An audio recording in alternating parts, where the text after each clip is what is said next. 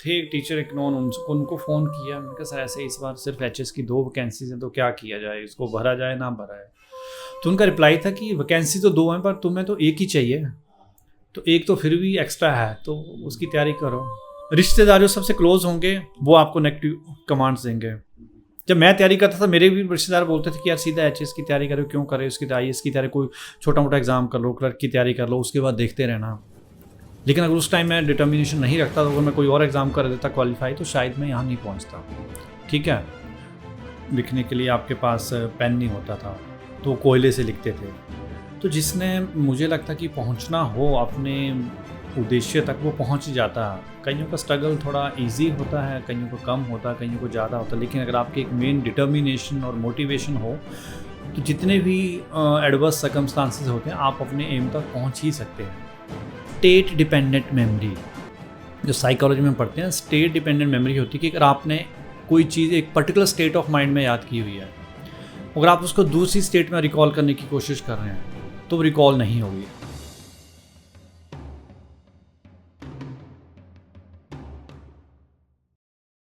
नमस्कार, स्वागत है आपका जोक्ट एकेडमी के यूट्यूब चैनल में। आज की जो मेरी डिस्कशन है इस पॉडकास्ट के माध्यम से एक ऐसी पर्सनैलिटी से है जिनसे मैं बहुत ज़्यादा इंस्पायर हूँ। राजीव कुमार आईएएस ऑफिसर है हिमाचल प्रदेश में। Currently Himachal Pradesh tourism development corporation के मैनेजिंग डायरेक्टर है।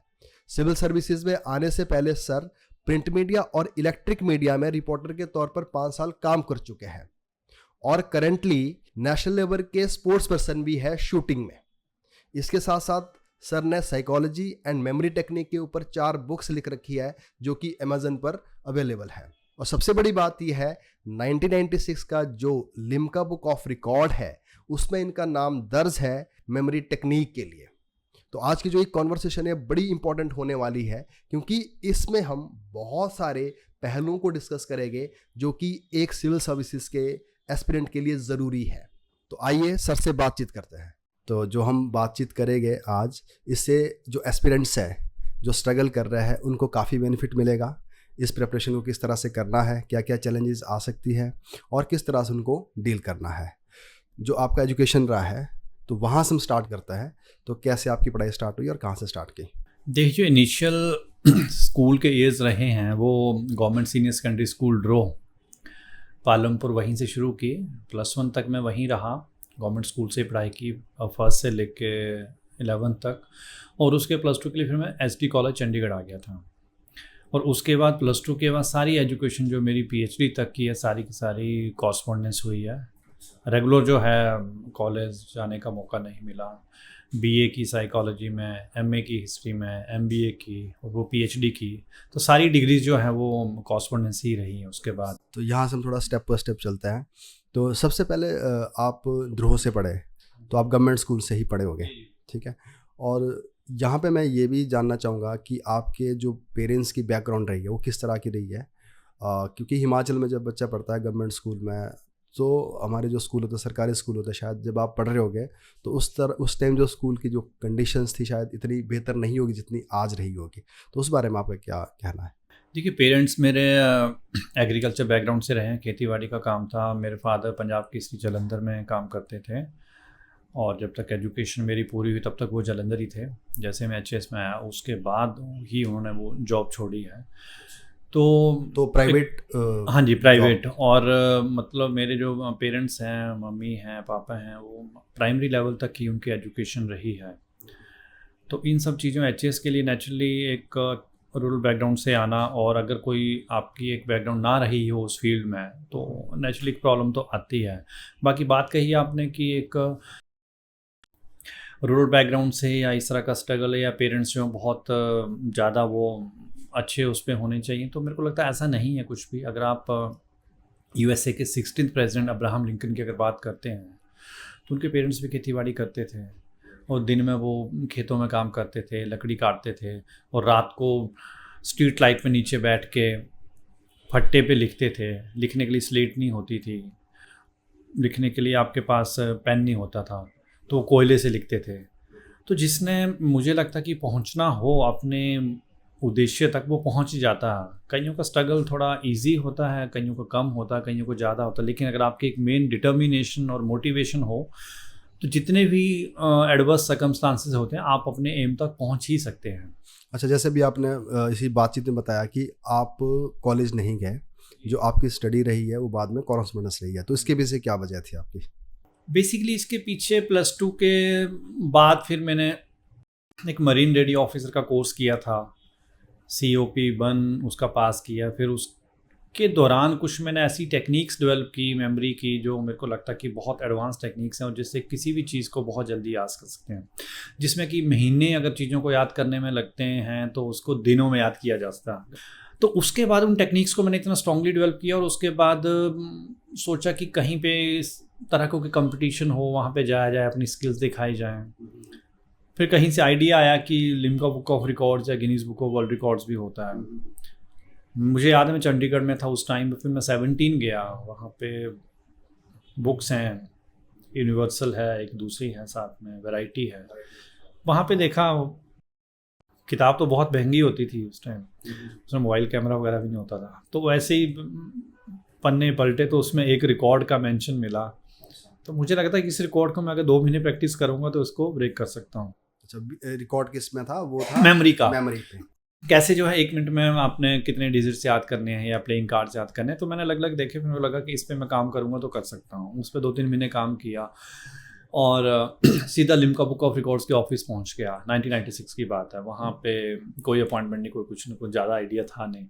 तो सीधा एडिटर से मिला तो उनको बताया कि ये रिकॉर्ड है और मैं इस पर प्रैक्टिस करना चाहता हूँ। तो उन्होंने अपनी टीम को बुलाया। उसी टाइम उन्होंने जब उसको डेमोस्ट्रेशन मैंने दिया तो उसी टाइम एक सर्टिफिकेट इशू हो गया कि your name will appear in the next edition of Limca book of records. तो उसके बाद मेरे को लगता है एक लाइफ में एक बहुत बड़ा ट्विस्ट आया। उस दिन जब ये सर्टिफिकेट मिला था, मुझे याद है उस दिन रात को 4 बजे तक मुझे नींद नहीं आई थी। वही चलता रहा माइंड में कि आगे क्या करना है, कैसे करना है। फिर उसकी एक नई जर्नी शुरू हुई, जिस भी न्यूज़पेपर ऑफिस में जाना, वहाँ पे उनको डेमोस्ट्रेशन देना। तो फ्रंट पेज पे आपका जो इंटरव्यू पब्लिश हो रहा, चाहे मुंबई है, चाहे दिल्ली है, चाहे PTI के थ्रू तक, वो ऑल इंडिया लेवल तक सब कुछ हुआ। तो उस टाइम एक और 3 साल की एजुकेशन छोड़ दी मैंने अपनी फॉर्मल। 3 साल आपने लिम्का पढ़ाई रिकॉर्ड होने के बाद उसके बाद पढ़ाई छोड़ी, +2 के बाद कुछ नहीं किया। अच्छा, 3 साल आपके बिल्कुल ये इसी चीज़, मेमोरी पे काफ़ी काम किया, बुक लिखी मैंने। अच्छा, तो बुक किस पे लिखी आपने, क्या subject? Memory study and exam techniques. अच्छा, जो टेक्निक्स हैं कैसे आप अपने ब्रेन को यूज़ करें जिससे आप एकेडमिक्स में अच्छा कर पाएँ। फिर उसका कुछ टाइम लगा कि उधर जाना चाहिए, मुंबई जाना चाहिए, फिल्म इंडस्ट्री में। हाँ, मैंने भी आपको सुना था कि आप फिल्म इंडस्ट्री को ज्वाइन करने निकल गए। हाँ, फिर वहाँ पे गए कुछ टाइम, वहाँ पे कुछ कोचिंग भी ली, ट्रेनिंग ली। फिर जो लोग थे जिनको फिल्म इंडस्ट्री में आप किस स्ट्रीम में जाना चाहते थे? क्या एक्टिंग में? ऑब्वियसली एक्टिंग में जाना। जब वहाँ पे गए, मनोहर, दीपक वगैरह कुछ बड़े जो फिल्म इंडस्ट्री के जो नाम थे, उनसे इंटरेक्शन हुई। फिर उन्होंने भी मोटिवेट किया कि इस पे कर सकते हैं। फिर मेरा एक इंटरव्यू था मिड डे रेडियो में, काफ़ी बड़ा उनका पॉपुलर चैनल है, मिड डे न्यूज़पेपर है काफ़ी। तो वहाँ इंटरव्यू चला था, उन्होंने भी जब उनसे इंटरव्यू का डिस्कशन हुई तो कि आप यहाँ क्या कर रहे हो, ये वो सब कुछ। तो मैंने जब उनको बताया तो उन्होंने बोला कि अगर आपकी इतने मेमोरी स्किल्स हैं तो आप वापस क्यों नहीं जाते, आप IAS की तैयारी करो, अपने स्टेट उसमें आओ आप। फिर वहीं पे तो आपको IAS बनने का जो सपना था वो फिल्म इंडस्ट्री में पता चला। काफ़ी हद तक उन लोगों ने मेरे को मोटिवेट किया कि यहाँ पे आपको कम से कम 10 साल लगेंगे, ठीक है, कम से कम। जो मैंने भी ऑब्जर्व किया, वहाँ काफ़ी अच्छी अच्छी एकेडमीज़, वहाँ बड़े बड़े लोग जो निकले थे, कुछ जो पंजाब केसरी के जो वहाँ फोटोग्राफर थे, RT चावला जी, उनसे भी मिला, क्योंकि मैं पंजाब केसरी से जुड़ा रहा था, मेरे फादर वहाँ पे रहे हैं, तो उनसे भी मिला। उन्होंने काफ़ी फिल्म इंडस्ट्री की बड़ी हस्तियों से मिलाया। तो वहाँ पे लगा कि नहीं, अब उस पर जाना चाहिए। उस टाइम से पहले आपने कभी सोचा नहीं था सिविल सर्विसेज के बारे में? उसके कुछ टाइम था पर नहीं, फिर उधर का मतलब ज़्यादा था, लेकिन वहाँ जाके लगा कि नहीं, उन्होंने शायद मेरे को पुश किया कि आप उधर जाओ, ठीक है। हालांकि मेरे को वहाँ कुछ ऑफर आ रहे थे कि आपको असिस्टेंट डायरेक्टर रख लेते हैं कुछ टाइम, या तो आप 1-2 साल असिस्टेंट डायरेक्टर को फिर इस चीज़ को समझ जाओगे, फिर उसके बाद प्रॉपर एक्टिंग में आना, क्योंकि उस टाइम एज भी 18-19 साल थी। तो फिर धीरे धीरे माइंड मतलब वो चेंज हुआ, फिर वापस आ गया मैं। अब 3 साल का गैप था, फिर मैंने क्या किया, रेगुलर नहीं की शुरू, क्या फिर से 3 साल जो जूनियर्स हैं उनके साथ बैठोगे, तो कॉरस्पॉन्डेंट शुरू कर दी। और साथ में क्योंकि मेरे फादर पंजाब केसरी में भी थे, जो पंजाब केसरी के जो MD हैं, विजय चोपड़ा जी, अविनाश चोपड़ा जी, अमित चोपड़ा जी, उनको पर्सनली जानता था मैं। तो फिर प्रेस रिपोर्टर भी वहाँ से शुरू कर दी पंजाब केसरी के लिए। मैंने 5 साल तक जो है प्रेस रिपोर्टर रहा हूँ, ड्रो डेडलाइन से। फिर आपने प्रेस रिपोर्टिंग स्टार्ट कर दी। रिपोर्टर स्टार्ट की तो साथ साथ में तैयारी, तो प्रेस रिपोर्टर बनने का काफ़ी एक्सपोजर मिला, मतलब चीज़ों का, गवर्नमेंट सिस्टम को समझने का, काफ़ी बड़े लोगों से इंटरेक्शन का, तो वो चीज़ें ऑटोमेटिकली डायरेक्टली इनडायरेक्टली मेरे को कहीं ना कहीं काम आई। वो वहाँ पुलिस ट्रेनिंग कॉलेज था ड्रो में, वहाँ पे जो यंग डीएसपीज़ हैं वो वहाँ पे आते थे ट्रेनिंग वगैरह के लिए, तो जैसे मेरे को पता चलता था, मैं एसपी या डीआईजी से टाइम लेके, उनके थ्रू टाइम लेके, तो उनसे मिलता था कि कैसे तैयारी करनी, क्या करना, तो काफ़ी चीज़ें वहाँ से सीखने को मिली, जो एक मतलब बहुत ज़्यादा, जो एकेडमी में जाके भी शायद वो चीज़ें कहीं लैग कर जाती, तो ऐसे स्टूडेंट जो अभी निकले हैं जस्ट ट्रेनिंग कर रहे हैं, उनसे वो चीज़ें जो है सीखने को मिली, तो वो कहीं ना कहीं वो पॉलिश करती गई चीज़ों को। मतलब आपकी जो डेस्टिनी थी वो बनती जा रही थी, और जो बननी स्टार्ट हुई वो लिम्का बुक ऑफ रिकॉर्ड से बननी स्टार्ट हुई। ठीक है, तो फुल फ्लेज्ड आपने कब प्रेपरेशन स्टार्ट करी और कब आपने अटेम्प्ट देना स्टार्ट किए, और कैसे आपने अपनी जो ग्रेजुएशन थी वो कब पूरी करी? नहीं, ग्रेजुएशन तो जैसे मैं वहाँ से वापस आ गया 1996-97 की बात है, उसके बाद मैंने शुरू कर दी ग्रेजुएशन, और की भी मैंने शुरू फिर अन्नामलाई यूनिवर्सिटी से की, तमिलनाडु से, क्योंकि मेरा साइकोलॉजी सब्जेक्ट में इंटरेस्ट था। जैसे ये सारी चीज़ें हैं, मेमोरी से रिलेटेड जो चीज़ें थी, this a part of the psychology, और ब्रेन की फील्ड से रिलेटेड बहुत ज़्यादा एक नेचुरल मेरे अंदर इंटरेस्ट था उस चीज़ को, कैसे ब्रेन को यूज़ करना, कैसे चीज़ों को एक्सेल करना, किस तरह से याद करना, कंसंट्रेशन कैसे बढ़ानी, आईक्यू को कैसे बूस्ट किया जा सकता है, सबकॉन्शियस माइंड क्या, इन चीज़ों का बिना किसी किताब के पढ़े एक ऑटोमेटिकली उन चीज़ों को कंट्रोल करने का, उनको दूसरों को हेल्प करने का इंटरेस्ट था मेरा, तो इसलिए मैं साइकोलॉजी रखना चाहता था। अब साइकोलॉजी बहुत कम यूनिवर्सिटीज हैं साइकोलॉजी कॉरस्पॉन्डेंस करवाती थी, तो इसलिए मैंने उस यूनिवर्सिटी को चूज़ किया और वहाँ से अपनी जो है ग्रेजुएशन शुरू की, साइकोलॉजी में ग्रेजुएशन की, और साथ साथ जो है तैयारी करता रहा। मतलब जो सुना था मैंने लोगों से कि लगभग 3-4 साल लग जाते हैं, तो मैंने ये सोचा कि ठीक है, तैयारी चलती रहेगी साथ साथ, और आपकी उधर ग्रेजुएशन भी पूरी हो जाएगी। जैसे ग्रेजुएशन पूरी होगी आप अटैम्प्ट दोगे और उसके बाद एचएस के लिए ट्राई करोगे, तो ये सारी चीज़ें एक दूसरे को ना हेल्प करने। जैसे मैं मीडिया में रहा तो वो चीज़ें जनरल स्टडीज़ के पेपर में एक आपका एक्सपोजर जो है वो काफ़ी वाइडन हुआ गवर्नमेंट सेक्टर के बारे में, गवर्नमेंट सिस्टम कैसे काम करता है, ब्यूरोक्रेसी कैसे काम करती है, पुलिस पे बहुत ज़्यादा स्टोरीज़ मैंने की जब मैं ड्रो में था, काफ़ी पॉजिटिव स्टोरीज़ की, और साथ में तैयारी चलती रही, कॉरस्पॉन्डेंस करता रहा। मतलब तैयारी ग्रेजुएशन कर रहा था just for the sake of graduation की you have to become eligible कि आप एग्ज़ाम में बैठ जाओ, उसके लिए आपको एक डिग्री चाहिए थी, तो वो डिग्री करने के लिए करता, लेकिन मेन जो फोकस था वो मेरा था प्रेपरेशन। साइड वाइज कुछ रिपोर्टरशिप भी चलती रही। तो जो प्रेपरेशन कर रहे थे आप सेल्फ स्टडी कर रहे थे, कहीं कोचिंग का भी आपका रहा? सेल्फ स्टडी मेरा काफ़ी हद तक जो है सेल्फ स्टडी का रहा मेरा, और कुछ चीज़ों के लिए मैं दिल्ली गया था, कुछ के लिए चंडीगढ़ भी आया था, लेकिन थोड़ा बहुत कोचिंग लेके कुछ महीने की कोचिंग, फिर मैं वापस चला गया था, क्योंकि मुझे लगता कि एकेडमी में जाने के बाद भी अगर 3 महीने आप एकेडमी में लगाते तो मुझे लगता है कि 6 महीने में आपकी सेल्फ जो स्टडी है उसको अंडरस्टैंड करना, आंसर राइटिंग करना, ये भी बहुत ज़रूरी है। ये कब की बात है? ये किस ईयर? 1996 के बाद की बात है। 2002 में तो उसका वो निकल गया था, 2001 में दिसंबर में निकलता था, 2002 पूरा एग्ज़ाम प्रोसेस चलती है, प्री मेंस फिर आगे इंटरव्यू। तो आपका ये फर्स्ट अटेम्प्ट था जब आपने एग्जाम दिया? ये सेकंड अटेम्प्ट था। अच्छा, सेकंड अटेम्प्ट दिया। हाँ जी। तो फर्स्ट अटेम्प्ट में कहाँ तक कर रहे हैं आप? फर्स्ट अटेम्प्ट में ऐसे रहा कि उस टाइम डायरेक्टली मेंस तक दिया था मैंने, पर उसमें कुछ मेरे को लगता है राइटिंग स्किल्स में कुछ कमी थी, इसलिए फिर एक अटेम्प्ट जो है और देना पड़ा था मुझे। तो फाइनली आप 2003 में सिलेक्ट हाँ जी, हुए सेकंड अटेम्प्ट में? हाँ जी। तो उस टाइम जैसे मैंने ये भी सुना है कि उस टाइम जो सीट्स थी वो बड़ी कम थी, तो हाँ। आज भी बच्चों का डाउट रहता है कि सीट्स कम रहती है, तो आपके टाइम कितनी सीट्स थी, और उस टाइम जब आपने एग्ज़ाम दिया तो आपकी क्या स्ट्रगल थी? देखिए 2003 का जो मुझे लगता है कि अब तक का सबसे छोटा बैच रहा है, ना तो उससे पहले इतनी कम सीट्स आई हैं, ना तो उसके बाद आई हैं। टोटल 5 सीट थी, उसमें 2 एचएस थे और 3 ईटीओ थे।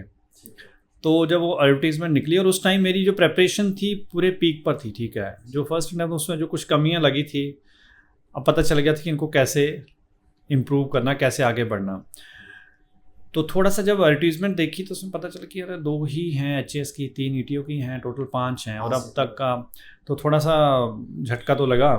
और फिर मैंने अपने जो थे टीचर एक नॉन, उनको फ़ोन किया, मैंने कहा सर ऐसे इस बार सिर्फ एचएस की 2 वैकेंसीज हैं, तो क्या किया जाए, इसको भरा जाए ना भरा है।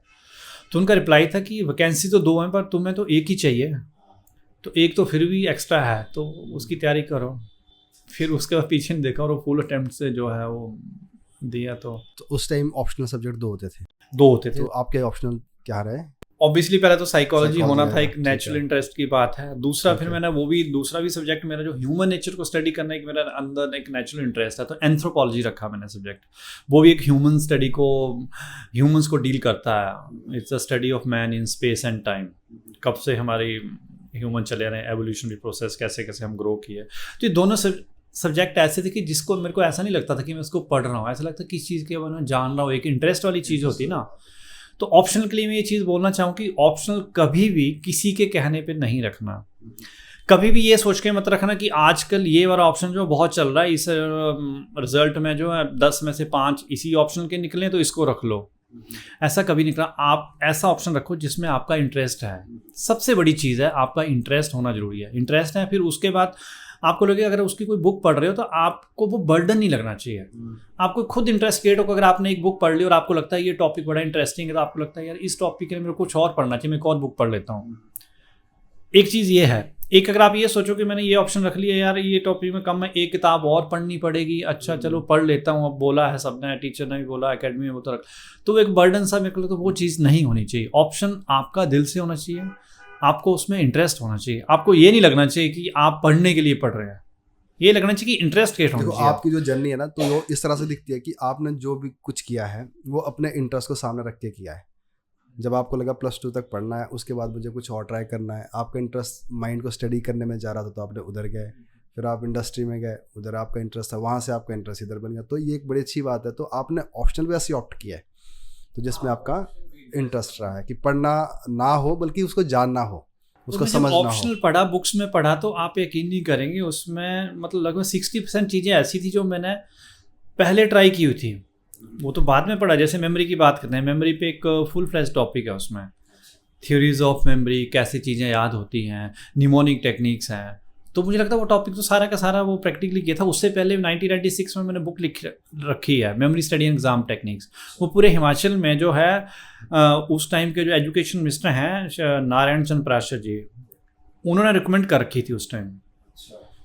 तो वो चीज़ें थी जो कि साइकोलॉजी, जब किताब पढ़ी, मॉर्गन एंड किंग पढ़ी, तो उसके बाद लगा कि काफ़ी चीज़ें जो मैं पहले से इसको मैं जानता, तो एक नेचुरल इंटरेस्ट की बात है। तो वो चीज़ें आपके नेचर में ही आ चुकी थी जो आप पढ़ रहे थे। और स्कोर भी ऐसे आया मैथमेटिक्स की तरह। मैथमेटिक्स में तो बहुत कितना स्कोर रहा आपका ऑप्शनल सब्जेक्ट उस में? टाइम 150 का होता। तो एंथ्रोपोलॉजी में एक पेपर में आई थिंक मेरे को 135-40 के आसपास नंबर थे, और दूसरे में 130 के आसपास, और साइकोलॉजी में दोनों में 100 से ऊपर थे। अच्छा। तो उसने इतना ज़्यादा मतलब वो बूस्ट दे दिया कि बाकी के उसका कोई ज़्यादा फर्क नहीं पड़ा। नहीं, तो एक बात यहाँ से बड़ी निकलती है कि आपको भी कभी डर लगता था कि जैसे हम देखते हैं, मैंने भी जब तैयारी की है तो मैं थोड़ा डर लगता था बीच में, यार भी ये ऑप्शनल ठीक है या मैं पढ़ पाऊँगा, क्या मेरा हो पाएगा? अभी भी बहुत सारे स्टूडेंट का यही प्रॉब्लम है कि कई बार तो मैंने ये भी देखा है कि तैयारी करने से पहले ही डर जाते हैं, और मेजॉरिटी में तैयारी करते करते डर जाते हैं, है ना। तो ये एक डर वाला माहौल है। अब जैसे अब आपसे थोड़ा बेहतर तरीके से समझ पाएगी इस चीज़ को, क्योंकि आप साइकोलॉजी के भी स्टूडेंट रहे हो। मैं स्टूडेंट तो नहीं बोलूँगा, आप तो साइकोलॉजी को जो कि फील कर रहे हैं, जान रहे हैं, समझ रहे हैं, अपने ऊपर अप्लाई कर रहे हैं एंथ्रोपोलॉजी के बगैर। तो ये ऐसी दिक्कत आपके साथ हुई है क्या? और अगर आज के स्टूडेंट के साथ जो आज तैयारी कर रहे हैं वो बड़े प्रेशराइज फील करते हैं, तो उनके लिए क्या आप कहोगे? देखिए, रही बात डर की, तो डर तो लगता था, ठीक है, क्योंकि उस टाइम ऐसा रहा था कि एक तो +2 के बाद मैंने 3 साल का गैप ले लिया था।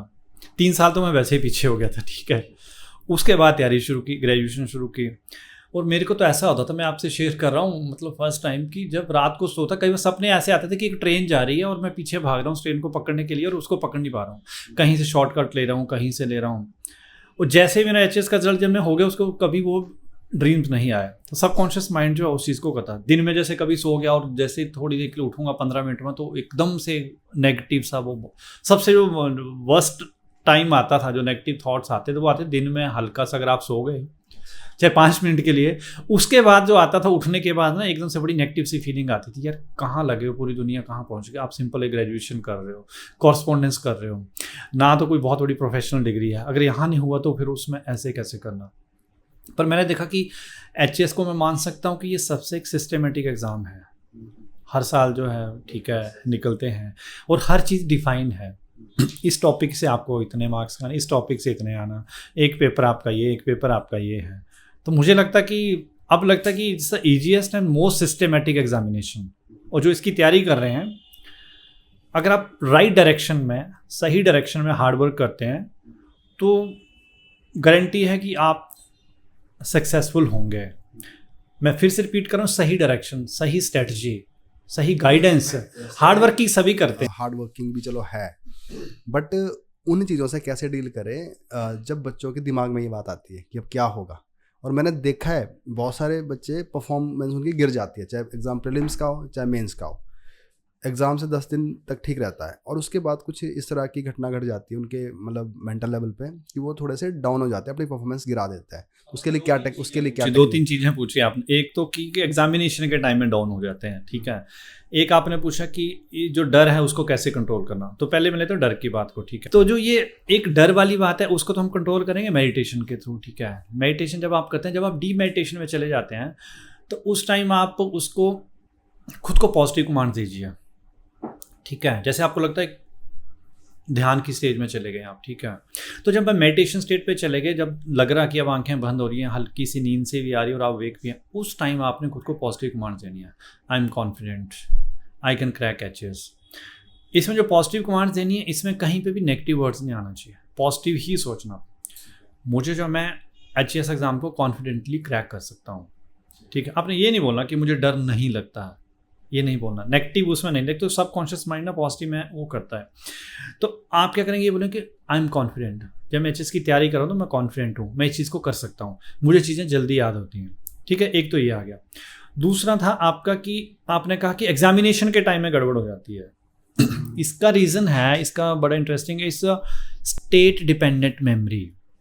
जो साइकोलॉजी में पढ़ते हैं, स्टेट डिपेंडेंट मेमोरी होती है कि अगर आपने कोई चीज़ एक पर्टिकुलर स्टेट ऑफ माइंड में याद की हुई है, अगर आप उसको दूसरी स्टेट में रिकॉल करने की कोशिश कर रहे हैं तो रिकॉल नहीं होगी। अब मैं आपको एग्जांपल बताता हूँ। एक स्टूडेंट है, जब घर में तैयारी कर रहा हो, ठीक है, आराम का माहौल है, घर में खाना मिल रहा है, सब कुछ है, रिलैक्स आराम से, उसको सब कुछ याद हो गया। घर में जब उसने आंसर लिखा या कोई भी तरीका उसे चेक किया तो उसको लगा कि मुझे आता। लेकिन जैसे एग्जामिनेशन में पहुंचा, अगर वो स्ट्रेस में आ गया तो उसकी स्टेट चेंज होगी माइंड की, तो उस स्टेट में वो भूल जाएगा। अब क्या होगा, आपने देखना कि जैसे एग्जाम खत्म हो, जैसे वो बाहर निकला एग्जामिनेशन फिर से याद आ गया, फिर से याद आ गया। तो that is a state dependent memory. State dependent memory यही होता है कि एक स्टेज में, तो आप या तो करो, दो तरीके हैं इसको डील करने के। या तो जब आप घर में स्टडी कर रहे हो, या तो तब आप स्ट्रेस क्रिएट कर लो, उस स्टेज में याद करो, या आप जब एग्जाम दे रहे हो तब आप रिलैक्स स्टेट में रहो, ठीक है। तो हरदम स्ट्रेस में रहना तो ठीक नहीं है घर में। तो बेटर है कि जो 3 घंटे का एग्जाम है उसके लिए आप जो है क्लासिकल कंडीशनिंग की अब बात करते हैं हम। क्लासिकल कंडीशनिंग जो है, जैसे आप मेडिटेशन स्टेट में बैठे हुए हैं, ठीक है। एक छोटी सी टेक्निक बताता हूँ आपको। मेडिटेशन स्टेट में आप बैठे हुए हैं, किसी भी एक क्लिक आप वहाँ तो जिसको होते हैं क्लासिकल क्लिक बना लो आप। जैसे आपने ये उंगली प्रेस कर ली, ठीक है। जब बिल्कुल रिलैक्स और खुद को कमांड दो कि जब भी मैंने इस स्टेट में दोबारा आना तो मैं इस तरह से दबाऊंगा तो मैं फिर से आ जाऊँ। जैसे मैंने रखा था, मैंने यहाँ प्रेस करता था, उसे को तो एकदम से 3-4 बार करूँगा और उस स्टेट को रिकॉल करने की कोशिश, मैं रिलैक्स स्टेट में चला जाऊँगा, ठीक है। तो एक रिलैक्स होना है, प्लस साथ में उसकी कोई क्लासिकल कंडीशन क्रिएट करनी है। एग्जामिनेशन में जाने से पहले खुद को रिलैक्स करो, ठीक है। और जब एग्जामिनेशन हॉल में अगर ऐसा हो रहा तो उसी टेक्निक को आप करो। तो ये जो टेक्निक है इसको पहले काफ़ी प्रैक्टिस करना पड़ेगा तभी होगा ना। ऐसा नहीं है, उसको प्रैक्टिस, जब देखिए आप कोई भी जो HAS IAS की तैयारी करता है तो मिनिमम 3 साल तो लगते हैं उसमें, ठीक है। इसको तो अगर आप एक हफ्ता भी करोगे तब भी हो जाएगा। और जो अभी शुरू तैयारी कर रहे हैं, अगर मेरा कोई इंटरव्यू देख रहे हैं, अगर हमसे बातचीत को सुन रहे हैं, तो अगर वो करना शुरू कर देंगे तो उनको तो उसी टाइम से, और कितनी तब तक वो स्ट्रॉन्ग क्लासिकल कंडीशनिंग हो जाएगी। हाँ देखो, ये तो मैंने खुद भी नोटिस किया है कि जैसे चाहे तैयारी में है, चाहे अब की जब हम अभी भी काम कर रहे हैं, तो एक कुछ ना कुछ टूल्स आपको अपनाने पड़ता है, कुछ ना कुछ अपनी कंडीशनिंग करनी पड़ती है ताकि उस स्ट्रेस को डील किया जा सके। एक और छोटा सा सवाल इसमें यही है कि ना, जैसे आजकल ना बड़ा कॉमन सा शब्द है ये conscious mind and subconscious mind, है ना। बस एक बार ये थोड़ा सा डिफाइन कर दे कि इन दोनों में क्या फ़र्क है और कौन सा माइंड स्ट्रांग है और किसको हमें स्ट्रांग करना है। देखिए, कभी आप स्टेज पे गए होंगे, आप लाइव परफॉर्मेंस आपने देखी होगी। स्टेज होता छोटा सा होता है, ठीक है, और उसके पीछे 1000 कलाकार हैं, बार बारी से आते हैं। 10 मिनट की परफॉर्मेंस दी, फिर 10 मिनट की दी। तो जो आप जो सामने स्टेज देख रहे हैं उस आपका कॉन्शियस माइंड है। जो इस टाइम जो आप काम कर रहे हैं, इस टाइम जो आप मेरे से बात कर रहे हैं, that is a conscious mind. अब मैं आपसे क्वेश्चन पूछूं कि 15 दिन पहले आपने क्या खाया था। एक होता प्री कॉन्शियस, कॉन्शियस और सब कॉन्शियस के बीच में आपको याद नहीं होता, लेकिन थोड़ा सा आप स्ट्रेस दोगे तो आपको याद आ जाएगा, ठीक है। एक होता सब कॉन्शियस, अब जब 5 साल के बच्चे थे तब आपके साथ क्या हुआ है वो आपको बिल्कुल याद नहीं है, ठीक है। हालांकि उसके भी अलग तरीके होते हैं, डीप मेडिटेशन वैसा, हिप्नोटिज्म वगैरह, वो that is a separate issue, लेकिन वो चीज़ें नॉर्मली याद नहीं आती हैं। लेकिन अगर सिगमंड फ्रॉइड जो है सबकॉन्शियस माइंड, जो उनकी जो सबकॉन्शियस माइंड की जो थ्योरी है, उसके हिसाब से देखा जाए तो आपकी जो पूरी लाइफ की पर्सनैलिटी है, वो जो आपके जो शुरू के 6 साल हैं, बचपन है, उस टाइम आपके साथ क्या हुआ, आपकी पेरेंटिंग कैसे हुई है, वो आपकी पूरी लाइफ को आगे डिफाइन करती है। तो सबकॉन्शियस में हमारी क्या विशेस हैं, अनफुलफिल्ड विशेस हैं, मोटिव्स हैं, हमारे साथ क्या क्या हुआ है, क्या हमारी विशेस रही हैं, क्या फुलफिल हुई, वो सारी की सारी चीज़ें अंदर ही अंदर हमारे जो है माइंड को, हमारे बिहेवियर को कंट्रोल करती हैं। एक फिजिक्स का सिंपल प्रिंसिपल है, energy can not be created nor be destroyed, it can be converted from one form to another.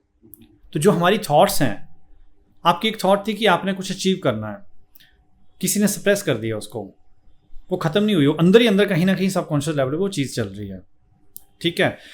अब मैं एक छोटा सा एग्जांपल बताता हूँ, उससे आप समझ जाएंगे कि कॉन्शियस और सबकॉन्शियस माइंड के बीच का डिफरेंस क्या है और स्टडी के लिए कैसे यूज़ करना। अदरवाइज तो इस पर बुक्स लिखी जा सकती हैं, इस पर इतनी रिसर्च हो चुकी है, PhD लोग इस पे कर रहे हैं, किताबों पे किताबें मार्केट में आपको अवेलेबल हो जाएंगी, ठीक है।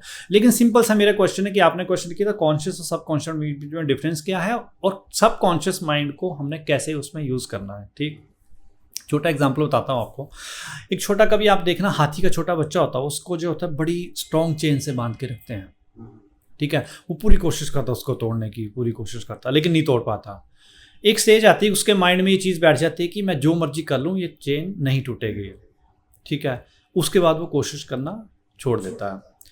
फिर बड़ा हाथी है तो उसको एक घास की रस्सी से बांध देते हैं, वो कोशिश नहीं करता क्योंकि उसके माइंड में बैठ चुका है, सबकॉन्शियस माइंड में, कि मैं जो मर्जी कर लूँ नहीं छोड़ सकता हूँ। तो ये चीज़, इसको तोड़ना हमने, बहुत सारी जो प्रोग्रामिंग है हमारे माइंड में, लोगों ने, कई बार हमारे पेरेंट्स ने, हमारे क्लोज रिलेटिव्स ने दिमाग में बैठा दिए कि तू नालायक है, तू कर नहीं सकता इस चीज़ को, और उसी चीज़ को हमने एक्सेप्ट कर लिया हुआ। ऐसा नहीं है, हमारा ब्रेन बहुत स्ट्रॉन्ग, अर्थ पर सबसे स्ट्रॉन्ग कंप्यूटर है, that is the human brain. दिमाग लगभग सबको जो है बराबर मिला हुआ है। ये नहीं बोल सकते कि इसका कम है उसका कम है। IQ लेवल थोड़ा वेरी कर सकता है, लेकिन मैं ये भी बोल सकता हूँ कि एक एवरेज IQ लेवल तक या एवरेज से भी कम IQ लेवल तक आदमी अगर प्रॉपर स्ट्रेटजी लगाए तो वो IAS या HS का एग्ज़ाम क्वालिफाई कर सकता है, ठीक है, कर सकता है। अब बात आती है, एक एग्जाम्पल मैंने आपको बताया, रॉन्ग बिलीव बन गया। एक छोटी सी और बात बताता हूँ, ये इसलिए इंपॉर्टेंट है कि जब आप डिफरेंस समझोगे तो आप उसको यूटिलाइज करना शुरू कर दोगे। 2 किंगडम थे, उनकी आपस में लड़ाई होती है, एक किंगडम ने दूसरे उसको जो है कैप्चर कर लिया।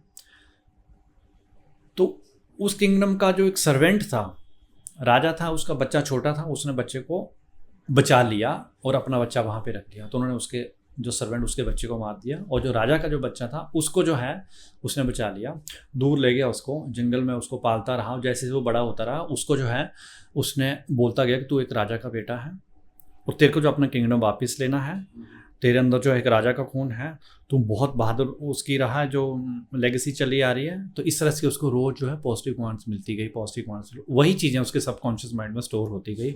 और जब वो बड़ा हुआ तो उसने जो है अपनी सेना तैयार की और अपना जो किंगडम जो वापस लिया। अब ये चीज़ कैसे हुई? देखिए, आप साइंस के स्टूडेंट हैं, ऐसा जो है ऐसा कुछ नहीं होता। जेनेटिकली जीन्स हमारा डिसाइड करते हैं बिहेवियर, ब्लड ग्रुप हमारा AB पॉजिटिव, जो भी जितने ब्लड ग्रुप्स हैं, तो ऐसा तो है नहीं कि वो हेरिडिटी से आ रहा कि ब्लड ग्रुप के अंदर ऐसा कि वो राजा बनेगा, ऐसा कुछ। लेकिन हुआ किस वजह से? पॉजिटिव कमांड्स जो देता गया, उसको जो देता गया वो, ठीक है, उस वजह से उसका माइंड उस हिसाब से प्रोग्राम हुआ। तो जो हम तैयारी कर रहे हैं, तो एक तो कोशिश करो कि जो नेगेटिव लोगों से थोड़ा दूर रहो, खुद को पॉजिटिव कमांड्स दो। सबसे पहले आपके रिश्तेदार जो सबसे क्लोज होंगे वो आपको नेगेटिव कमांड्स देंगे। जब मैं तैयारी करता था, मेरे भी रिश्तेदार बोलते थे कि यार सीधा HS की तैयारी करो, क्यों करे उसकी IAS की तैयारी, कोई छोटा मोटा एग्जाम कर लो, क्लर्क की तैयारी कर लो, उसके बाद देखते रहना। लेकिन अगर उस टाइम मैं डिटर्मिनेशन नहीं रखता, तो अगर मैं कोई और एग्जाम कर देता क्वालिफाई, तो शायद मैं यहाँ नहीं पहुँचता, ठीक है। तो इन चीज़ों से दूर रहना और खुद को पॉजिटिव लोगों के साथ जोड़ना, जो पॉजिटिव लोग हैं, जो सक्सेसफुल हो चुके हैं, उनके इंटरव्यू सुनो, उनसे बात करने का मौका मिलता तो वो करो। पर एक चीज़ मैं इसमें और प्रिकॉशन बताना चाहूँगा कि मतलब बहुत सारी जो एडवाइस है वो भी कई बार नुकसान करती है। Too many cooks spoil the soup. Okay, इतना करो कि जिसको आप प्रैक्टिस कर हाँ, पाओ, समझ पाओ। और हमारा एम वहाँ तक पहुँचने का ना, एचएस तक या ये तक पहुँचने का, ठीक है, उस लेवल तक रखो उस चीज़। सर, जो ये शब्द फेलियर है, इसके ऊपर क्या टेक है आपका, और फेलियर के रीजंस क्या रहता है, और फेलियर से हमें क्या सीखने को मिलता है? देखिए, जब कोई स्टूडेंट तैयारी करता है, जब यूपीएससी की तैयारी करता है या एचएस की तैयारी करता है, तो हर किसी के माइंड में यही होता है कि मैंने अपना बेस्ट देना है और मैंने सक्सेस हासिल करनी है।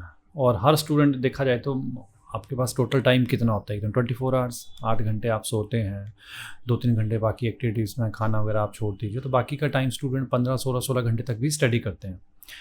लेकिन आपने देखा कुछ जो है उतने ही एफर्ट्स बराबर रहते हैं, लेकिन कुछ को सक्सेस मिल जाती है और कुछ जो है 5-6 अटैम्प्ट देने के बावजूद फ्रस्ट्रेट होकर तैयारी छोड़ देते हैं या नहीं होते हैं। तो बहुत सारे रीज़न है। एक बार जब स्टूडेंट उसके अंदर घुस जाता है ना, तो उसके बाद उसको बाहर आने का वो पता नहीं चलता, अंदर डाइव करने का पता नहीं चलता कि किस तरह से इसमें जो है सर्वाइव करना। पहली बात तो ये मैं बोलना चाहूँगा स्टूडेंट्स को कि ये जो एग्ज़ाम है सिर्फ आपके नॉलेज का टेस्ट नहीं है ये, ठीक है, बहुत सारी बाकी क्वालिटीज़ भी हैं। तो जब जब आप समुद्र में जाते हैं, ओशन में जब आप छलांग लगाते हैं, तो अंदर आप देखते हैं कि एक अलग ही दुनिया है। तो इसमें भी नॉलेज जो है इतना वास्ट है, लेकिन आपने सेलेक्टिवली वही उठाना है जो आपको चाहिए। आपको ये पता होना चाहिए कि what to study and what not to study. अगर एक स्टूडेंट इस चीज़ को पता चल जाता उसको, तो समझ लो उसमें राइट डायरेक्शन में एक स्टेप रख लिया। आप अननेसेसरी बुक्स पढ़े जा रहे हैं, ठीक है, यूज़लेस लोगों से आप गाइडेंस ले रहे हैं, जो कि यूज़लेस मीन्स कि जो आपको उसके लिए बेनिफिशियल नहीं है। नॉलेज, अदरवाइज नॉलेज, आप कुछ भी सीख रहे हो कहीं ना कहीं हेल्पफुल होता है, लेकिन क्या जो आपका एक एम है वो आपको वो उसके लिए हेल्प कर रहा कि नहीं कर रहा। रोज़ सोने से पहले या सुबह उठने के बाद आप पहला क्वेश्चन होना चाहिए कि मैं क्या करूं ऐसा है, मैंने आज ऐसा क्या किया जिससे मैं अपने एम्स की तरफ बढ़ा। जैसे जब अर्जुन का था, उसको जब मछली पे तीर मारना तो सिर्फ उसको आंख दिखाई दे रही थी। तो आपको भी ये तो IAS HS जिसकी आप तैयारी करें, सिर्फ आपको वही दिखना चाहिए, बाकी की चीज़ें सारी आपके लिए यूजलेस या इरेलीवेंट हो जाती हैं। मैं कोई बुक पढ़ रहा हूँ, क्वेश्चन पूछ ले क्या इस चीज़ को मैं पढ़ रहा हूँ ये मेरे HS की प्रिपरेशन में हेल्पफुल है या नहीं है, ठीक है, अगर है तो ठीक है, अगर नहीं है तो छोड़ दो। तो इसका मतलब क्या है, एक स्टूडेंट जो है उतनी ही टाइम की स्टडी कर रहा है लेकिन वो रेलेवेंट किताबें पढ़ रहा, दूसरा चाहे उससे एक्स्ट्रा कर रहा लेकिन इरेलीवेंट मटेरियल पढ़ रहा, तो इसका मतलब उसके चांसेस जो है अपने आप कम हो गए। तो इसका मतलब ये है कि hard work is not only the criteria to decide your success. ठीक, अब हम आते हैं टॉपिक वाइज, स्टेज वाइज आते हैं इसमें। जैसे प्रीलिम्स की अगर बात करते हैं तो प्रीलिम्स में फर्स्ट क्या है, ऑब्जेक्टिव टाइप का आपका है। तो मैं तो ये कहता हूँ कि स्टूडेंट्स एक लेवल तक जो आपने जो नॉलेज गेन कर लिया प्री पॉइंट ऑफ व्यू से, उसके बाद आप ऑब्जेक्टिव टाइप क्वेश्चन सॉल्व कीजिए as much as you can, जितना हो सके आप जो है ऑब्जेक्टिव टाइप क्वेश्चन सॉल्व कीजिए। टारगेट रख लीजिए कि मैंने टोटल जो है 10,000 क्वेश्चन जो है ऑब्जेक्टिव टाइप जो सॉल्व करना, ठीक है। तो एक उससे क्या आपके चांसेस बहुत ज़्यादा हो जाते हैं। दूसरा बात करते हैं मेंस की। बहुत सारे स्टूडेंट, उनको लगता है कि जो चीज़ उन्होंने पढ़ ली, उनको समझ आ गई, वही काम खत्म हो गया। वो एक वन स्टेज है। सेकंड स्टेज है उसको लिखना, ठीक है। बहुत सारी चीज़ों का मेरे को पता है, आपको पता है, सबको पता है, लेकिन क्या आप उसको उतना एक्सप्रेस कर पाओगे राइटिंग में? राइटिंग में जब पेपर सेटर, पेपर चेकर जो आपका पेपर चेक करेंगे, उनको तो नहीं पता कि आपको बहुत ज़्यादा नॉलेज है, उनको तो उसी से पता चलेगा जो आपने लिखा हुआ है। तो क्या जो आपके दिमाग में है वो पेपर पे उतर पा रहा कि नहीं उतर पा रहा। मैं स्टूडेंट से क्वेश्चन पूछना चाहूँगा जिनका कि मेंस में स्कोर नहीं आ रहा है। आप खुद से क्वेश्चन पूछिए कि आपने कितने जो हैं आंसर्स अब तक सॉल्व किए हैं। क्या आपने उसके last 10 year solve, at least minimum बता रहा हूँ मैं आपको, क्या आपने उस ऑप्शनल के या उस GS के टॉपिक के लास्ट 10 ईयर सॉल्व किए हैं? अब ये थर्ड स्टेज आ गई। फोर्थ स्टेज, क्या आपने वो किसी एक रेलेवेंट पर्सन से वो चेक करवाए या नहीं करवाए? सॉल्व तो आपने कर लिए, लेकिन जिसने आपके पेपर जो चेक किए उसको खुद पता नहीं कि इसकी HS या IAS की क्या चाहिए उसमें, क्या वो एकेडमिक साइड में ज़्यादा है या अप्लाइड एस्पेक्ट में ज़्यादा है, ठीक है। ये क्वेश्चन कभी खुद से पूछिए कि क्या मैं राइट टीचर से वो चेक करवा रहा था कि नहीं करवा रहा था, आपको इसी में आंसर मिल जाएगा, ठीक। नेक्स्ट क्वेश्चन जो हैं उसमें हर क्वेश्चन के पहले आपने देखना अलग अलग टर्म्स होती हैं, ठीक है। कई में लिखा evaluate the statement, let's say discuss the statement, critically evaluate, examine, ठीक है, अलग अलग होती हैं। एक ही स्टेटमेंट को लो और आप उसको जो 10 तरह से उसे लिखने की कोशिश करो, फिर उसको चेक करवाओ, फिर आपको डिफरेंस पता चलेगा कि इन वर्ड्स में क्या डिफरेंस है। तो स्टूडेंट क्या करते हैं, मान लो एक क्वेश्चन आ गया कि RTI is a tool in the hands of a common man in democracy. Let's ये सिंपल सी स्टेटमेंट है। अब इसको डील करने के अलग अलग तरीके हैं। डिस्कस लिखेंगे तो उसका कुछ और बनेगा, इवेल्युएट लिखेंगे तो उसका कुछ और बनेगा, क्रिटिकली इवेल्युएट करेंगे तो उसका कुछ और बनेगा। ठीक है, तो इसका मतलब एक ही स्टेटमेंट को लिखने के 10-20 तरह के तरीके हो सकते हैं ऐसे टाइप। लेकिन स्टूडेंट क्या गलती करते हैं कि जो उनको आता है वो लिख के आ जाएंगे, जो पूछा गया वो नहीं लिखेंगे, फिर वो हम बाहर आके बोलेंगे नहीं जी वो तो ज़्यादा स्कोरिंग सब्जेक्ट है, मेरे वाला सब्जेक्ट तो कम स्कोरिंग है, उसका निकल गया मेरा नहीं रह गया, ये लक है, उसकी अप्रोच है। ये जो कुछ चीज़ें बता रहा हूँ मैं, 4-5 चीज़ें बता रहा हूँ, आपका जो 90% स्टूडेंट्स हैं उनको अपने फेलियर का रीज़न इसी में मिल जाएगा। ठीक है, ये मैंने तीसरा रीज़न आपको बताया। एक चलता आगे circle of pass and fail. Pre pass out होता, मेन नहीं होता, प्री पास होता, मेन नहीं होता। क्यों ऐसा क्यों होता? क्योंकि स्टूडेंट ने कि शुरू से तैयारी की। मान लीजिए हम आज की स्टेट से बात करते हैं, आज संडे है, ठीक है, 4 अक्टूबर है, 5 अक्टूबर, ठीक है, आज क्या 4 अक्टूबर, तो आज के आज में मैंने तैयारी मान लो शुरू कर दी। अगले साल मैंने मई के आसपास प्री देना है, तो मैं अभी से प्री की तैयारी करता रहूँगा। लेट्स से कि मैंने 12-15 घंटे डेली स्टडी की और उसके बाद मेरा क्या हो गया, प्री हो गया। प्री के 2 महीने बाद आपका रिजल्ट आना, उस 2 महीने के बाद आपका मेंस आ जाएगा। तो आप मेरे को बताओ क्या 2 महीने में मेंस की प्रिपरेशन पॉसिबल है? कभी पॉसिबल नहीं है। आप चाहे, मैं कहता हूँ 2 महीने तक 1 भी मिनट ना सो, ठीक है, और आप दिन रात तैयारी करते हो, तब भी पॉसिबल नहीं होगा। आपने आंसर्स लिखने हैं, चेक करना, आपके ऑप्शंस है, ऐसे राइटिंग, इतना कुछ वास्ट है, नहीं होगा। फिर क्या होगा, मेंस तो दे दिया, मेंस का रिजल्ट दिसंबर तक जब भी आएगा, फेल हो गए, फिर क्या होगा, नेक्स्ट प्री आ गया, फिर नेक्स्ट प्री की तैयारी शुरू होगी। प्री बहुत डाइसी है। फिर क्या होगा, फिर प्री दे दिया, उसके 2 महीने तक फिर आगे रिजल्ट नहीं आएगा, फिर अपने काम अटके थे ये वो सारे, फिर माइंड में भी क्लियर नहीं होता कि अब अगले प्री की तैयारी करनी है, मेंस की तैयारी करना। अगला प्री मान लो निकल गया, फिर उसका 2 महीने फिर से अगला मेंस आ गया, फिर से ना तो आंसर राइटिंग के लिए मिला, गलती से एक आध बार कर लिया, तो आपका जो है लेट्स से 3 सर्कल ऐसे हो गए। और थोड़ा बहुत करते करते आप मेंस में जो है थोड़ा सा इंप्रूव कर पाए। लेकिन मेन से जो है 3 टाइम्स स्टूडेंट निकलते हैं। अब 10 वैकेंसीज हैं, 30 है। अब मान लो आप रैंकिंग, आप क्योंकि आपकी तैयारी तो हुई नहीं है, तो आप रैंकिंग जो आपकी मान लो लो के 5 में थी, मेंस तो हो गया, इंटरव्यू में आपने बहुत अच्छा भी स्कोर कर लिया, लेकिन रेशो जो है उसकी बहुत कम है। इंटरव्यू में मान लो आपको 150 में से 150 या 300 में से 300 भी मिल जाते हैं, तब भी आप नहीं कर सकते, आप जो है रैंकिंग में अगर मेंस में बहुत लो है। तो फिर से जो आप गलती से अगर मेंस निकले तो आपका फिर नहीं होगा, उधर अटेम्प्ट खत्म हो गया, और 5-6 साल लाइफ के लगाने के बाद आप ऐसे फ्रस्ट्रेट हो जाओ, आप छोड़ दोगे।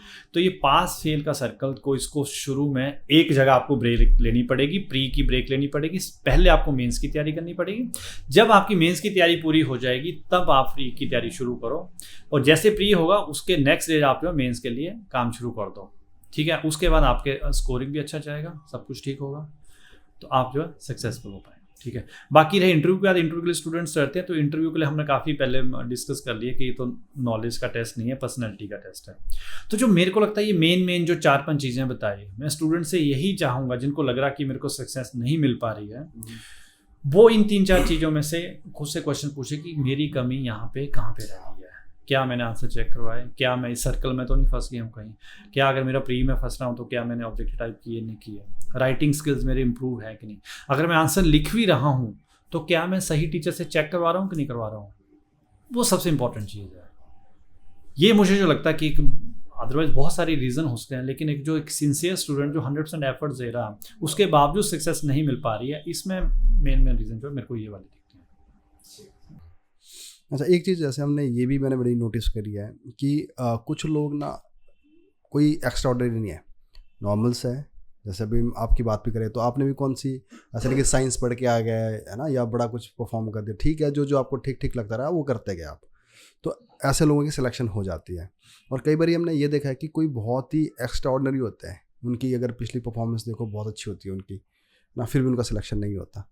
एक छोटा सा एग्जांपल बताता हूँ, उसमें शायद आपको इसका रिप्लाई मिल जाएगा, ठीक है। फिर ये क्योंकि एक ऐसा इतना बड़ा क्वेश्चन है कि इसका आधा घंटा इस पर ही रिप्लाई करने को लग जाएगा, ये प्लानिंग स्ट्रेटजी की बात है। जब मैं तैयारी कर रहा था किसी एकेडमी में था, वहाँ पे एक IPS ऑफिसर आए थे, उन्होंने अपना ऑप्शन सब्जेक्ट रखा था फिलॉसफी, और फिलॉसफी भी कब रखा, प्रीलिम्स के बाद, ठीक है, प्रीलिम्स का रिजल्ट आ गया उसके बाद रखा। और उसी एग्ज़ाम उनका कोई फ्रेंड था, उसी किसी और एकेडमी से वो जहाँ वो पढ़ रहे थे, वहाँ पे एक लड़का और अपेयर हुआ, उसका PhD की कर रखी थी उसने फिलॉसफी में, ठीक है। लेकिन जिसने 2 महीने सिर्फ फिलॉसफी पढ़ी और जिसने PhD कर रखी है, 2 महीने पढ़ने वाले के नंबर ज़्यादा थे as compared to that philosophy. अब इसके पीछे रीज़न क्या है?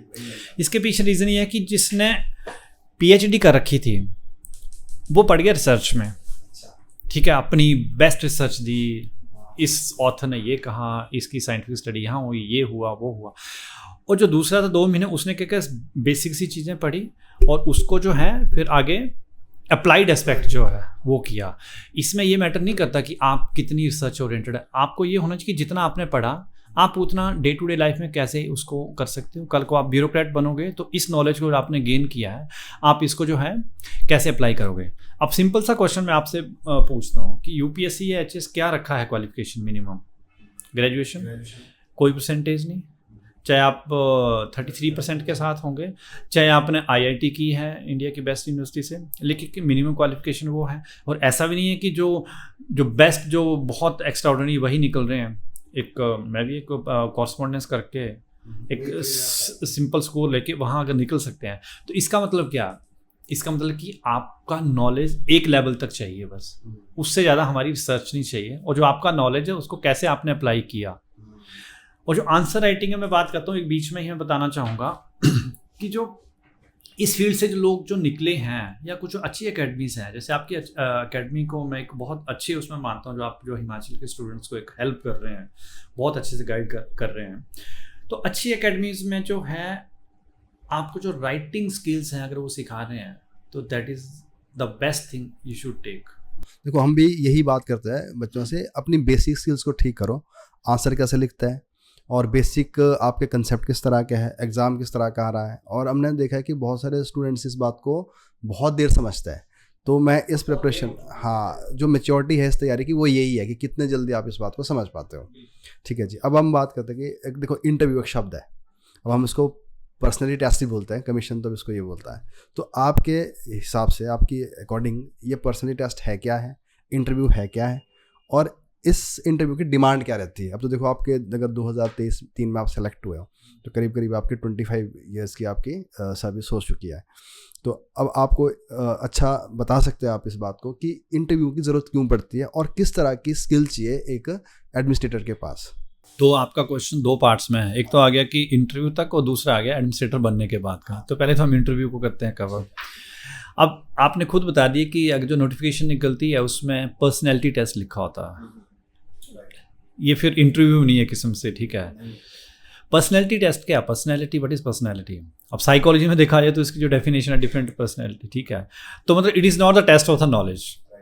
सबसे पहली बात तो ये चीज़ स्टूडेंट माइंड में रख लें, क्योंकि आपका जो नॉलेज टेस्ट हो ना वो आपके प्री में टेस्ट हो गया, आपके मेंस में टेस्ट हो गया। तो जब 2 बार नॉलेज टेस्ट कर लिए तो इसका तीसरी बार जो कुछ रखा उसमें आपके नॉलेज का वो काम नहीं है। अब आपकी बारी थी पर्सनैलिटी। पर्सनैलिटी क्या? आप अगर सिंपल सी बात की जाए, personality what you perceive, think, behave, motives, हर चीज़ जो आपके माइंड में साइकोलॉजिकली उसको हम पर्सनैलिटी बोलते हैं। पर्सनैलिटी ये नहीं कि आप कैसे दिखते हो, आपने क्या ड्रेस है, हम नॉर्मली बोल देते हैं क्या पर्सनैलिटी लग रही है, बड़ा कोट पैंट डाल के आ गया, ठीक है। That is not the personality. Personality से आपका बिहेवियर क्या है, आपकी थॉट प्रोसेस क्या। It is a psycho dynamic organisation within the individual of 2 psycho physical system that determine its unique behaviour आदमी का। आपकी थॉट्स, आपका बिहेवियर, आपकी लर्निंग क्या रही है, एक सिचुएशन आती है आपको कैसे डील करते हो, मैं उसको कैसे डील करता हूँ, वो है पर्सनैलिटी। तो इसका मतलब ये हुआ कि आप नॉलेज को बिल्कुल साइड में रख दो। आप इंटरव्यू तक पहुंचे हैं, इसका मतलब आप नॉलेज का टेस्ट दे के आए हुए हैं। प्री में आपका टेस्ट हुआ, मेंस में आपका टेस्ट हुआ, आपके राइटिंग स्किल टेस्ट हुए। तो ये नॉलेज का टेस्ट नहीं है, पहली बात तो ये आ गई। तो ये आपकी पर्सनैलिटी का टेस्ट है, आपके कम्युनिकेशन स्किल्स का टेस्ट है, आप कैसे खुद को प्रेजेंट करते हो और अभी तक जो आपने नॉलेज गेन किया है उसके बेस पे आप जो चीज़ों को कैसे हैंडल करते हो। और बहुत सारे स्टूडेंट मेरे से बात करते हैं कि जी प्री और मेन का तो डर नहीं लगता, लेकिन इंटरव्यू में कैसे करना है। तो मैं तो ये बोलूँगा, इंटरव्यू में ये सोच के जाओ कि मेरे को 0 नंबर मिलने हैं, ठीक है। आप तब भी जो HS में टॉप कर सकते हो, क्योंकि आपका जो रेशियो है जो मेंस की और इंटरव्यू की है वो 85 और 15 की है, ठीक है। और उनको जोड़ के आपकी जो है फाइनल मेरिट बनती है। तो कुछ सुप्रीम कोर्ट की कुछ रूलिंग्स भी हैं कि किसी को जो है आपकी पर्सनैलिटी किसी की भी जीरो नहीं हो सकती है। कोई कैंडिडेट था जो इंटरव्यू देने गया और उसको जो 0 नंबर दे दिया, कुछ ऐसा, वो बाहर हो गया, उसने चैलेंज किया, तो एक रूलिंग आई कि किसी की पर्सनैलिटी जो है, जिसने प्री क्वालिफाई कर लिया, मेंस क्वालिफाई किया, उसकी पर्सनैलिटी 0 कैसे हो सकती है? नॉलेज वो टेस्ट नहीं है आपका, आपने नाम खुद रखा पर्सनैलिटी टेस्ट, तो पर्सनैलिटी 0 कैसे होगी जिस आदमी ने एटलीस्ट प्री क्वालिफाई किया? तो कुछ एक रूलिंग्स आई थी उसमें कि एटलीस्ट आपको जो है कुछ परसेंटेज मार्क्स देने ही है।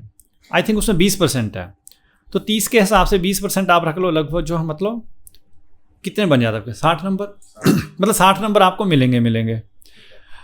तो इंटरव्यू से पहले ही आप लिख लो कहीं अपने मेंस के साथ कि मेरे 60 नंबर ही हैं, यही सोच के चलो कि मेरे को जो मिनिमम मिलना वही सही, ठीक है। मैं एडवर्स टू एडवर्स आपको बता रहा हूँ कि इस इंटरव्यू का डर कैसे खत्म करना, पर्सनैलिटी टेस्ट का डर कैसे खत्म करना। तो फिर बात कहाँ रह जाती है? प्री आपका सिर्फ स्क्रीनिंग है। प्री में चाहे आप टॉप पर हैं चाहे बिल्कुल बॉटम पे हैं, उसका कोई मैटर नहीं, एक स्टेज पे आप बाहर निकल गए, वो कहीं किसी को पता नहीं चलता कि प्री में मैं किस लेवल पे था। स्क्रीनिंग हो गई।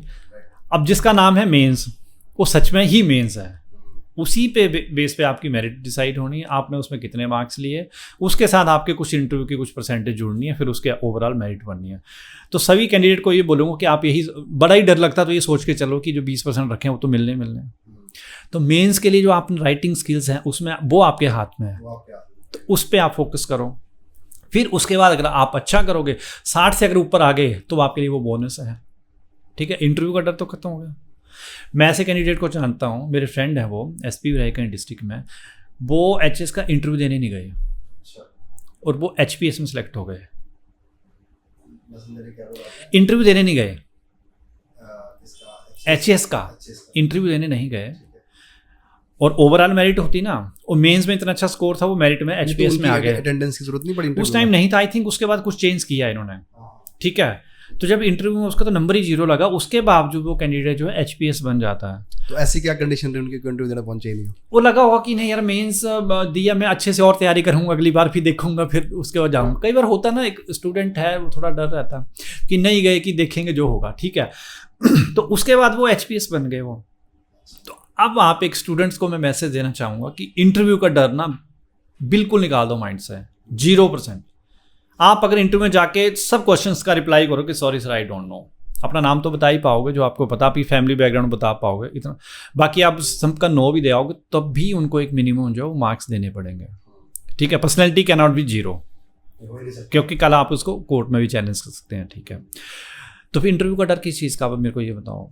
कोई डर नहीं है, मेंस है, मेंस का रखो, मेंस पे फोकस करो, राइटिंग स्किल पे इम्प्रूव करो, ठीक है। तो अभी जो मैं एग्जांपल बता रहा था कि अगर वो बिना इंटरव्यू में अपेयर हुए 0 मार्क्स लेके निकल गया, तो इसका मतलब मेंस के बेस पे निकला ना वो। तो इंटरव्यू के लिए किस चीज़ से डरते हैं स्टूडेंट कि जी मेरी तो कोई अप्रोच नहीं है, क्या होता है। या कई बार स्टूडेंट 3-4 बार फेल हो गया, फिर बोलते हैं जी इंटरव्यू में तो बड़ी बस पार्श चलती है, ये है वो। भैया अगर आप 3-4 बार अगर इंटरव्यू तक पहुँच चुके, आप थोड़ा सा मेन्स को इम्प्रूव करते हैं। आई थिंक लगभग 50% थे मेरे जो इंटरव्यू से उसमें थे। और उस टाइम मैं इंटरव्यू के बारे में बड़ी इंटरेस्टिंग बात कर रहा हूँ, मैंने मतलब उसकी जर्नलिस्ट था, पंजाब टुडे एक चैनल आया था नया, उसका मैं रिपोर्टर था, तो वो ज्वाइन किया था, मैं उसकी कवरेज करता था फुल। और इंटरव्यू के हफ्ता तक मैंने तैयारी नहीं की थी कुछ भी, थोड़ा घर वालों का प्रेशर है कि अगले हफ्ते इंटरव्यू, थोड़ा सा तैयारी कर लो। फिर मैंने थोड़ी बहुत मतलब तैयारी की। उसमें तैयारी करने का कुछ होता नहीं, आप अपने बारे में बोल सकते हैं कि एक आपका जो अपना बायोडाटा है, रिज्यूमे है, उसको थोड़ा सा पॉलिश किया कि किस बैकग्राउंड से इस तरह से क्वेश्चन आते हैं, आपके बारे में भी क्वेश्चन आते हैं, 10-20% उसका पार्ट होता। और बाकी चीज़ें तो सारी करके रखी थी, उसको क्या उसमें करंट जो चल रहा था उसको थोड़ा बहुत कर लो, बाकी बहुत ज़्यादा तो आप, क्योंकि 1-2 महीने में क्या ही कर सकते हैं, ठीक है। और मुझे लगता है कि शायद 50% ऑफ द क्वेश्चन में मैंने सॉरी बोला था, क्योंकि तैयारी ही इतनी ज़्यादा जितना स्टूडेंट करते हैं कि कोई एकेडमी ज्वाइन कर लिया वहाँ पे, ऐसा वैसा कुछ नहीं किया था। तो चलो ठीक है, यहाँ तक इंटरव्यू तक की बात हुई। फिर आप सिविल सर्विसेज में आते हो, ऑब्वियसली पहले आप वीडियो से स्टार्ट करते हो, फिर STM जाते हो, फिर उसके बाद बहुत सारी अलग अलग पोस्ट में सर्विसेज देते हो। तो क्या चैलेंजेस रहती है, मतलब इस जॉब का इतना ज़्यादा चार्म क्यों है? क्या ये चार्म जो रहता है, क्या आगे भी इसी तरह का चार्म रहता है सर्विस में, और किस तरह की चैलेंजेस रहती है? देखिए, एक मिडिल क्लास के लिए एकदम से आपको एक क्लास जंप मिलता है, ठीक है। आप मिडिल क्लास हैं या लोअर मिडिल क्लास हैं, और इन चीज़ों का एक स्टेटस सिंबल तो है, सोशल रिकॉग्निशन है, वो जो कोई कुछ करना चाहे एक सोसाइटी के लिए, बहुत कुछ कर सकते हैं उसमें। जैसे जैसे अब ये एडमिनिस्ट्रेटिव सिस्टम जो है इवॉल्व हो रहा है, आपके ऊपर तो बहुत सारे प्रेशर्स हैं। आपको सही चीज़ भी करनी है, टाइम पे भी करनी है, रिसोर्सेज इतने ज़्यादा है नहीं, मैन पावर की प्रॉब्लम है, कई बार आपके रूल्स अलाउ नहीं करते हैं आपको इस तरह से करना, लेकिन आपके पास ऊपर कई बार आपके बॉसेस का या कई और तरह का प्रेशर होता है कि इस तरह से करो। तो it is always a balancing between that. आपको हर चीज़ के बीच में बैलेंस बना के चलना है कि आपको आपके लिए भी कल कोई प्रॉब्लम क्रिएट ना हो, और आपको जो है एकदम से आप जो सिस्टम भी आपका फेल हो रहा है, आप अपने जो सीनियर्स हैं उनको भी आप पूरी तरह से अनॉय ना कर सको। तो अभी लंबे टाइम तक आप एज ए एचएस सर्विस थी, अब आप आईएएस में हो, तो क्या डिफरेंस है दोनों में दिखता है जो आपको?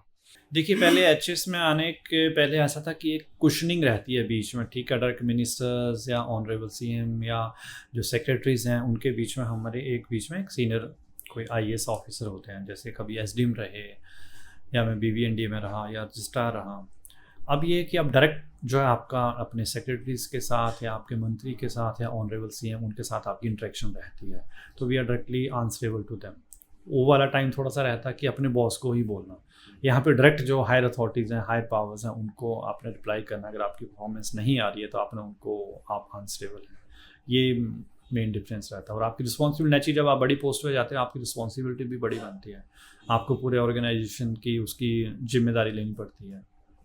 तो ऑर्गेनाइजेशन की बात करते हैं, तो अभी आप हिमाचल प्रदेश एचपीटीडीसी में है, तो Himachal Pradesh is well known for tourism, और हम ये भी दावा करते हैं, टारगेट करते हैं कि जीडीपी में 10% कंट्रीब्यूशन आना चाहिए। तो आपके हिसाब से अभी टूरिज़्म की क्या कंडीशन है और क्या स्कोप है? देखिए, टूरिज़्म अभी जो कंडीशन है, क्योंकि मैं एमडी कॉरपोरेशन हूँ तो पहले तो मैं उसके बारे में बात करता हूँ कि हम जब कॉरपोरेशन में आए तो काफ़ी चीज़ें नोटिस की कि इसमें जो हमारे जो होटल्स हैं 56 होटल्स हैं उनको जो हम प्रॉपर एक अच्छे प्लेटफॉर्म्स पे लेके आए हैं।